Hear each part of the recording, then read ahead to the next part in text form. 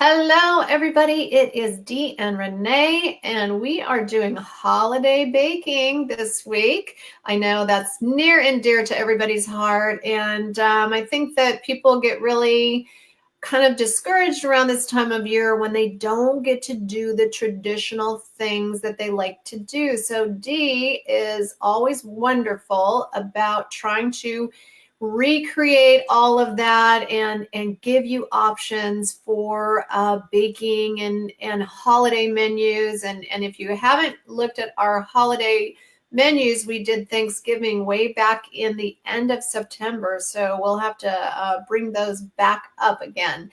So Dee, how is it going? Say hello to everybody. Hello, everybody. Checking in so our clinic is in Redcliffe, Alberta, just outside of Medicine Hat, Alberta, Canada. It is about -10 today. It is valiantly trying to snow on us right now. So it snowed all morning. So we are now welcoming winter. So you might as well get on with the festivities and the holiday baking and Oh, decorating and so on and so forth. yeah, right. We're just like, what is it, 2 weeks away? Tomorrow will be 2 weeks from Thanksgiving. So that's when, yeah, it gets all crazy and people get all crazy and it's really important to stay focused on you because really this is only about 5 or 6 weeks out of the year, and there's really only two dates. There's Christmas and Thanksgiving. So don't get yourself off track just because of, oh my gosh, it's the holiday season. Stay focused. Those are my words anyway. Yes. All right, Dee. So I'm going to bring this up here with us, and I'm going to let Dee tell you what this is. So this is a picture of dried rhubarb and dried chayote. And I love both of those ingredients in their whole, in their fresh entity, but I also love them dried or semi-dried. And I love both of those ingredients whole in their fresh entity, but I also love them dried. Got some feedback there. So, okay. They are a wonderful addition to, of course, traditional baking, puddings, cereals, barks, a really fun ingredient. And so I had some requests to replicate some traditional baking, and they had ingredients such as currants, raisins, some had nuts, some had seeds. And so to a certain extent, we have, our sweet and spicy trail mix that could, substitute seeds. For raisin and currants, it's a little bit tougher because those are a dried fruit. But I thought, what the heck? Let's do some baking with some dried rhubarb and chayote instead. And it's a lot of fun. And I love the super tart taste of rhubarb. And the sweetness of the chayote comes out when you dry it as well. And so the really neat thing about drying things such as rhubarb and chayote is it's so simple. You slice it, you place it on parchment paper on a baking sheet into your oven at the lowest temp, and you can choose the doneness of dryness that you like. So I like a little bit of chew left in them. I don't want them to be paper dry. And you know what? If you dry them out a little too much, you can simply spray some water on them to rehydrate them a little bit. So it's really forgiving ingredient and a lot of different things that you can do with it. So while if you're having an at-home day, you can pop it in the oven while you're doing other cooking, cleaning, household chores, and just check on them, every hour after a couple of hours. Or another great way is you can place them in the oven when you go to bed at night. And those might dry out a little bit more for you, but your oven on the lowest temp while you sleep for 6 to 8 hours, and then they're done in the morning for you. So it's just like your own hydrator. Yes. Or dehydrator, I should say. Dehydrator. It's a really simple way to do it, and you do not need any fancy equipment. And then my only other tip is that measure your veggies before you dehydrate them. So if you start with 1 cup of rhubarb, when it's dehydrated, it's still 1 cup of rhubarb. So even if it dehydrates down to half a cup, you're treating that as a cup in your food values. So that's what you need to know about that. So just because it's less amount, it doesn't count for less. So yeah, That's a really good point. Very good point. So if you are coming onto this video, please say hello. And most of all, do us a couple of favors. The way that we grow our audience is by sharing and by getting the organic reach of Facebook. So in order to do that, hit the like and heart button as many times as you can. Whenever you see a recipe that you really love, push the heart button. And if you can share it out, that's what creates a bigger and bigger audience for us. So we really appreciate that. But tell us where you're from. Tell us anything that you really love that you can't seem to recreate, and Dee will do her best to do that. And I know our ending dessert today is one of Debbie Parsons' requests. So that sounds, everything here sounds delicious. All right, so Dee sent me this amazing picture of this whole tray. And look, doesn't this look like something you would have at a Christmas party? Tell us about this, Dee. So that's all of this week's recipes on one tray. And I wanted to present it on a tray for just a few reasons. So you could actually do some baking for yourself for the entire week, or you could take that to a Christmas party, a Christmas gathering, office party, work party, and work it into your holiday menu plan. We can talk a lot about preparing and planning. And as Renee mentioned before, Thanksgiving is one day. Christmas celebrations might be 1 to 2 days. But often, this is the time of year when people's focus and their minds start to stray because they get distracted by all the packaging and the glitter and it's fancy packaging. And it's one thing. I don't want to sound like a bit of a Debbie Downer, but there's like Halloween annoys me because it's just fancy packaging of the same garbage, because it's garbage, but it entices people because it looks fun, it looks exciting. And so it's not that we don't want you to have fun and we don't want you to be excited, but we just want to help you stay the course, because that fun and exciting stuff, it is going to always be there. And so we just want to give you as many tools to stay on track and be mindful while you're reaching your goals. And so that fun stuff is still there. But the other thing is, in the land of maintenance, there is so many fantabulous keto-friendly desserts and recipes and ingredients. There's no reason why you can't enjoy treats that are healthified. And so this is what I'm presenting to you today. You can do phase one. You can have something that tastes a little bit more like a treat. Still has some protein in there to help you stay on track, feel full, keep those muscles supported. I think it's really important. I don't want anybody to feel deprived. And some folks, they're super strong. They don't need alternatives. They don't need any suggestions. They're like, no, I won't miss it. I'm great. But not everybody's brain works that way. And so we just want to make sure that we can reach out to those that need it. And if you don't, that's awesome. It's we're all different. So that's right.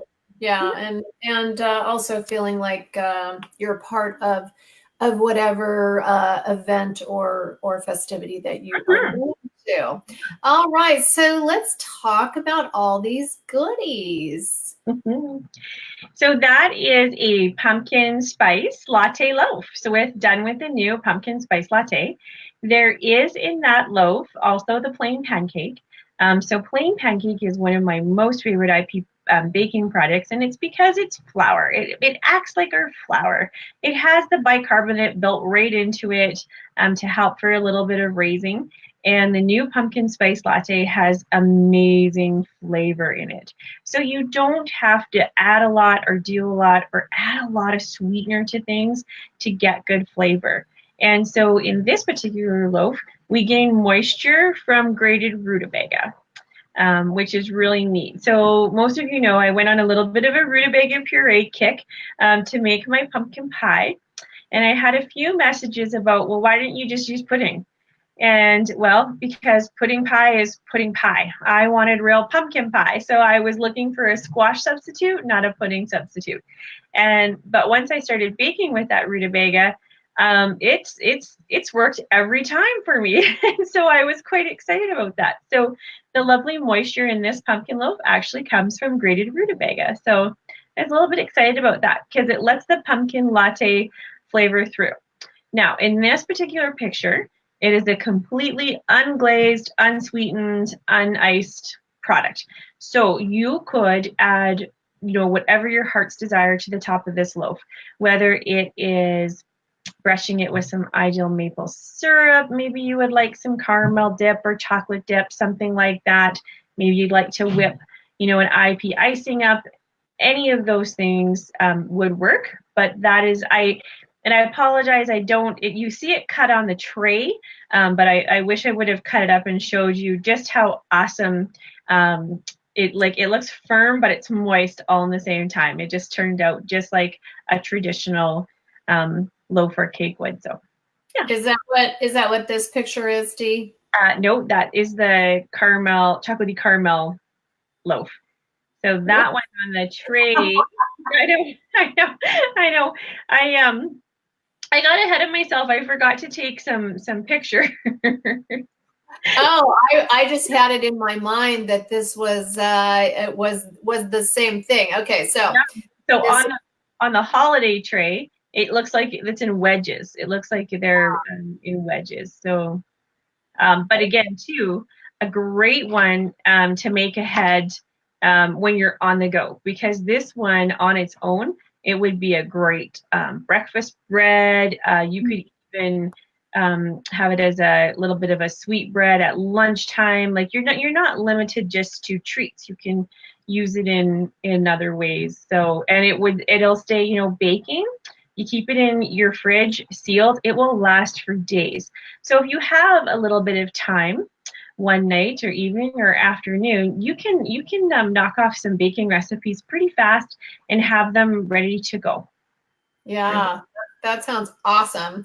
So Cynthia says, what kind of pan did you bake that in? Good question.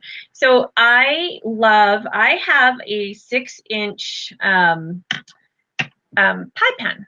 And they're relatively, and you're going to have to forgive me because this one's dirty, but I'll actually show it to you. Can you see this one? Okay, so it's it's like ceramic. Crumbs. There's the crumbs from the last recipe. You share that at work? Yeah. So I brought this to work today. Now this one actually, I'm not promoting any store. But this is this little ceramic 6-inch pie plate. I love it because I love the 6-inch interior diameter, and it's almost 2 inches high. So it's perfect for, you do single pack or double pack baking in it. So if you're going to double or triple recipes, you can use traditional size pans. But I just find picking up these smaller sized ones are really, really easy. Yeah, like $6 in Walmart, I think, Cynthia. So that's where I picked up this one. If any of you have potters in your life, though, I broke them all and I need to get some more. But I actually had a lady make me custom pottery ones in the same size, because I've been doing IP baking since 2011, and so this size is near and dear to my heart. Because it is so easy. And the really neat thing about it is loaf pan or cake pan, like any of these recipes that you see, if it makes a cake, it will make a loaf. If it makes a loaf, it will make a cookie, and so on and so forth. So sometimes just manipulating the presentation is also eye-pleasing. Or if you know there's a loaf recipe that you just love and you're doing like a Christmas cookie exchange, it will make a drop cookie as well. Things like that. So if you need any help there too, don't be scared to holler, and we can give you little ideas how to tweak a recipe to make it work. So very nice. Well, if you are logging on right now and you are watching, tell us where you're from, hit the share button and hit the like button and love button for every recipe that inspires you. All right, so Cynthia, a different Cynthia says, looks wonderful. I make the rutabaga pie once a week and that looks great. So awesome. Lots of recipes being followed. Deb wants to know, will silicone pans work? Absolutely. And the nice thing about those is you don't have to worry about parchment paper lining, any kind of nonstick spraying. I know a lot of people they really frown upon nonstick spraying. You know, spray if you're in a pinch, it's going to work. So it's not the best option, but silicone pans are great. So if you have one, and the really neat thing about them is they usually turn inside out for really easy cleaning. Like you can just Exactly. they don't break, they don't warp, and so you bet silicone works great. And there's some really cute little pans. Actually, my girlfriend Lori sent them to me, and she was like, "You should show these to Dee. They're so cute." Maybe I can pull a picture up later. Okay, so let's move on to, what is this called again? So that's just a chocolatey caramel mud cake loaf, and this time in the loaf there is a half a cup of jicama in the recipe, and I actually did use some caramel extract, totally optional, but I have some real Watkins caramel extract, so little goes a long way for flavor. And then it has 1 tablespoon of the caramel dip into it, and that's the jicama and the caramel dip gives us a lot of moisture in that caramel mud cake. So I have to tell you, if you are a fan of the chocolatey caramel mud cake, there is nothing that I have made with that feller that does not work. It just works. It just works. My favorite cookie of all time is a chayote cookie that I have made with that mud cake, and it never fails. It's always moist. It always tastes good. It tastes like a real cookie. You know, you can fool anybody with that product. They won't know that they're eating a protein cookie. Most people don't realize that I have buried vegetables into that cookie as well. It's my favorite thing to do now. So protein powder is dry. Generally, it's dry, and we're getting the moisture from vegetables versus butter, oil, tons of egg. Lots of my recipes do contain a little bit of egg. If you can't have egg or you need a substitute, we can help you out there too. I don't have egg allergies, and eggs are the perfect food in bioavailability, so I'm really not shy in my own home to use them. But if you need some help there, just shout out and we can help you with that as well. Little side note on when we were just talking about silicone baking dishes, I think everybody needs to have a set of spatulas that are silicone. And the reason why, big ones and small ones, is because when you're doing single batches of IP baking, your batches aren't big. And so a lovely little small silicone spatula, they get into everywhere and they get all the goodness into your pan, so you're not leaving a half a teaspoon or a teaspoon of batter in any of your dishes. So that's I don't have afford to leave any extras. You have to. I know I'll get graphics where some people are like showing me licking the dishes, but those are really great working tools. So whether you are, your local department stores or Amazon or wherever you order them from, I don't have a favorite brand. I just know that I have these mini silicone spatulas, and they're my favorite tool in the kitchen. I actually keep them in a little jar right on my counter because I grab them so often. Oh, that's awesome. So Deb asks, can you air fry these recipes? You probably can. There is probably a way. I'm going to put that one back on you. Give it a go. So yeah, you tell us. So you guys, I just put a poll up. So there's a poll button, and it's different. I think it's purple on your desktop, and on your mobile, it's like a little round circle that's right at the end of the comments area. Will you let us know your thoughts on whether you prefer cakes, cookies, or breads? So I just thought we would do a fun little poll and see what you guys are doing. All right, Dee, we gotta move it along here. One quick note about the air frying bit. I know that any of these recipes that I bake in an oven, I can bake in a crock pot. I learned that from not having a stove for 5 months. So I do have to be really honest with you, though. I'm not a fan of air fryers. I actually sold mine, and maybe it wasn't the right model or the right, the right size, so on and so forth. I found mine to be more of an inconvenience and a pain in the butt to clean and so on and so forth, that I actually sold it. However, since then I have seen better ones come on the market. So, but I currently don't have an air fryer. So if you want to try it, Let us know if it works, because that would be awesome. So another option. So yeah, I do know crock pot works just like an oven. So that's cool. All right. So what do we got here, Dee?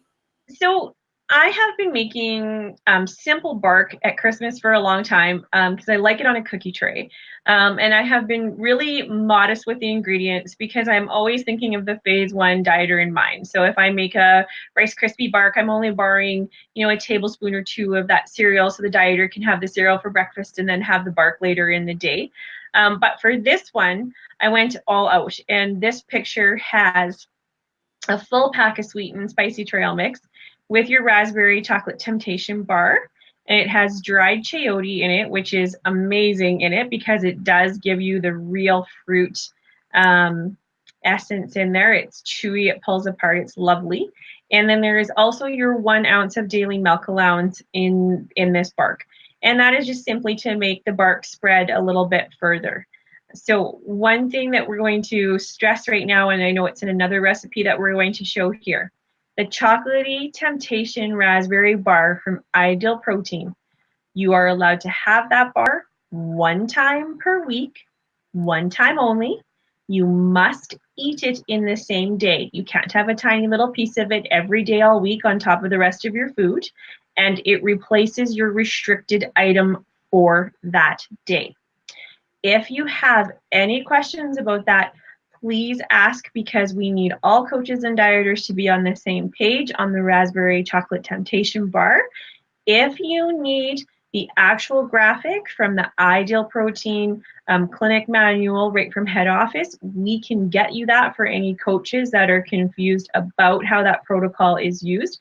I know some clinics don't carry it or offer it to their dieters just because of the confusion that this bar does cause. However, I love this bar. I love this bar for an indulgence. It teaches you to have a treat within reason, and therefore I love using it. So if there is a special occasion, a birthday, a celebration, maybe just cravings, due to hormonal cycles, whatever it be, if you need a tool in your tool chest, I love this guy. Not only that, I'm a huge dark chocolate fan, and it looks smashing on cookie and holiday trays. So to me, it's a winner all the way around. So that's my schmeal on bark. This is actually 2 different Ideal Protein products. So you've got your sweet and spicy trail mix, and you have your raspberry temptation bar. Yes. So I'm actually sampling it out today to clients, and so I explain both products to them, and also explain that this is a 1 time a week deal, and I would never more than once a week offer those 2 products combined also, because your sweet and spicy trail mix also has a little bit of extra fat. And that's what the raspberry chocolate temptation bar has also. It's a little bit of extra fat in there, in that bar. And that's why it's a restricted item, because if we're eating too much fat, we're not going to burn the fat off our butt. It is that simple. That is how this works. There is also your daily allowance of 1 ounce of milk in there. And I do want to tell you this too. You can't use skim milk, you use regular milk. And what that is that it is the milk fat that holds that chocolate together. And you also have to heat your milk in the recipe. If you try to stir in cold milk into hot melted chocolate, it will shock the chocolate. And what that means, it's going to make it hard and lumpy and yucky, and it's going to wreck the smoothness of it. So you have to keep your milk warm when you add it to the chocolate. Well, those are good tips. All right, so if you're coming on here and you want these recipes, type in the word recipe. If you're live, they're going to come to you later this afternoon, and it'll come in your Facebook Messenger. So if you're watching in the replay, they'll automatically be sent through your Facebook Messenger. All righty, Dee, look at, what is this? So again, on the top there, that is your raspberry temptation bar. It's done as an icing, and it has the dried rhubarb in the icing. And again, it uses that 1 ounce of milk for your day in there. So reserve that for this guy. And the base is the chocolate drink mix made into a cake, and it also has the dried rhubarb in the bottom. So it is a sweet and tart cake, and it's awesome. It is awesome. The icing does not get hard. It stays nice and smooth and glossy. Well, not, I didn't smooth it. I like the ridges in it, but it stays nice and soft. It has excellent flavor. The dark chocolate mixed within the rhubarb, just it's a really nice sensation for a square. And if you're not a huge chocolate fan, you could do a white cake base. You can change it up, but I just did do the chocolate on chocolate because that's just what I felt like. So you can do adaptations of the recipe, and then your chocolate drink mix is just a regular everyday product as well. I also I should have mentioned in the comments the really neat thing. So I did the base of that square in an 8x4 pan. And the reason why is so that, like, if you look at a standard tape measure, so that is 8, and that is 4. So 8x4, you cut that in half and you get 4 massive pieces of cake, or 6, 2-inch squares twice in the day. So if you know that you're going to a holiday party and you want to be picking off a tray or eating something, it makes a lot of treat, and you actually can eat that you have to actually eat that entire thing in a day, because that is a rule on that raspberry temptation bar. It has to be consumed in a day. So whether it's half of it for an after lunch treat and another half for the evening or supper time, when you know that you're going to be faced with those temptations, it's a great tool to use for that. And it's a very generous amount as well. So it's not like you're only getting a bite of a treat. You're actually getting a treat. Yeah. Yay. Oh, well, that looks delish. All right. So, last but not least. So this is a request from Debbie Parsons. And Debbie had sent me her mom's Christmas carrot pudding. And when I read the recipe right away, it intrigued me right off the go, because there actually wasn't a lot of ingredients in it, and the word pudding was used in it. So I'm like, how is this pudding? Anyway, long story short, the baking method is really neat. And I have to tell you, I'm going to do a little bit more research on this. So once your batter is made, you put it in your baking pan, and then you place that pan in a roaster, and then you fill the roaster with water up to 2/3 level of your cake pan inside. And you bake it on a low heat. You're going to use the heat from the water to gently bake this pudding cake. I'm going to call it pudding cake because it comes out more like a really lovely pudding cake. And it just worked so awesome. And when it came out of the oven, the smells right away were, I was like, oh my gosh, like, it smelled so good. And so, of course, I actually have never had Christmas pudding cake. And so I did message Debbie and to say, like, I don't know if it's going to taste anything like your pudding Christmas carrot cake is supposed to. However, this tastes really good, so I'm going to keep it anyway. So, yeah, well, it looks to me almost like a bread pudding-ish cake. So yeah, it looks delish. So the really neat thing about this one is that, again, it uses a plain pancake as flour. You could use a vanilla drink mix, or you could use the new pumpkin spice latte, because the pumpkin spice are also in, like, the cloves, nutmeg, and cinnamon are in the recipe. And it uses, the traditional recipe calls for carrots and potatoes grated. So I used jicama and rutabaga instead. You could probably use jicama and turnip, no problem. And I used the sugar-free maple syrup from Ideal Protein, and just your oil. So this one I did use 4 teaspoons of oil because I couldn't use butter. So although this recipe is unrestricted, you would either share it with somebody else on protocol because it's 2 unrestricted packs, but it does use your daily allowance of oil twice. So you could have half one day, the other half another day, or share it with somebody else on or off protocol. So the really great thing about this recipe, there is also the dried chayote and the dried rhubarb in there. So that is our raisins and currants. We've got some dried fruit in there. They hydrate beautifully as they bake and just offer some fantastic texture in there. And then for a topping, so the traditional glaze is basically just sugar and butter.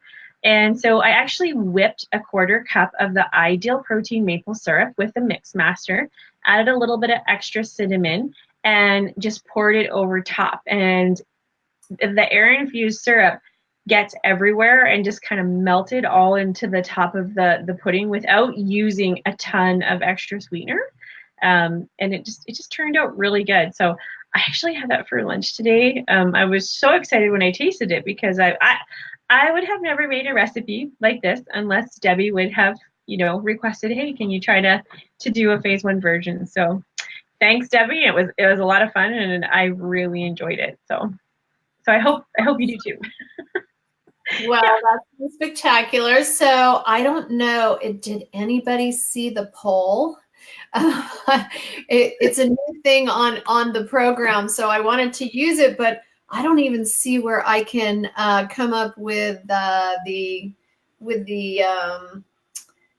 answers. So that's kind of crazy. So if anybody saw the poll and responded to it, say poll. All right. So one thing that Deb asked is, do these recipes freeze well? So I can't speak to the pudding yet. Because I haven't froze it yet. I would think that for not long-term freezing, like I wouldn't leave it in your freezer for months. The rest of them you can freeze.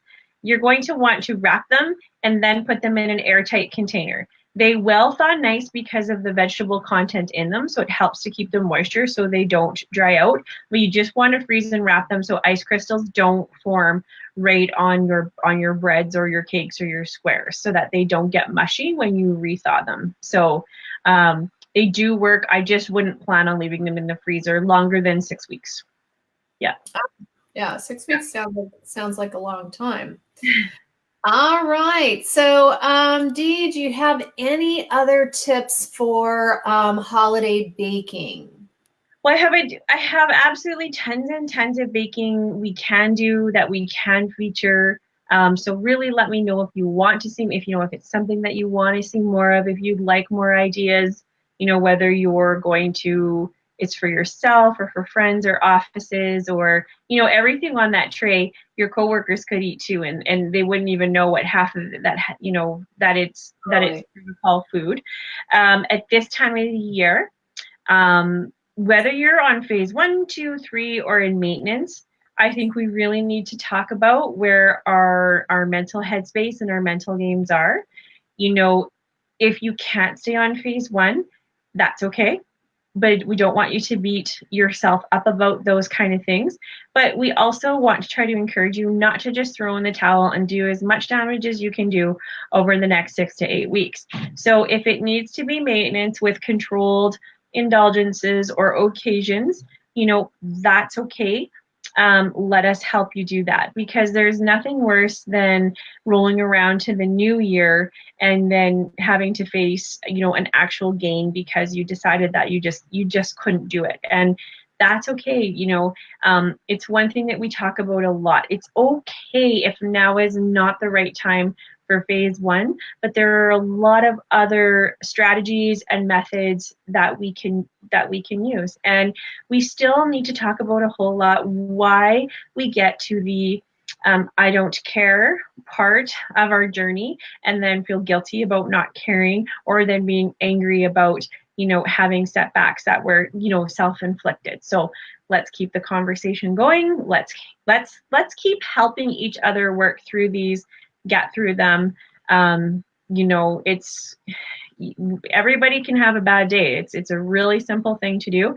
It's what we do with that bad day, right? So whether we turn it around and keep going, or even learning about why we make some of the choices that we do. So I know there's tons of coaches out there watching. I know there's tons of clients out there watching, and so any strategies, any book reading, today I was talking to a client about evening soak baths, and when you draw toxins out and then loofah your body and then do nice circulations, things like that.